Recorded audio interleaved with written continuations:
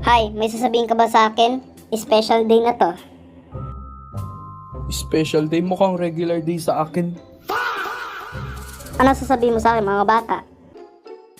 Wala akong sasabihin. Wala ko ding sasabihin, so leave me alone. Baka birthday ko. Hindi. O sige. O sige. Bakit ganyan siya maglakad? Anong problema niya? Baka ikaw ang problema. Oh! Oo! Later that night, Honey, anong nangyari sa hapunan? Wala akong naamoy na pagkain. Ma, di mo ako inutusan maglaba.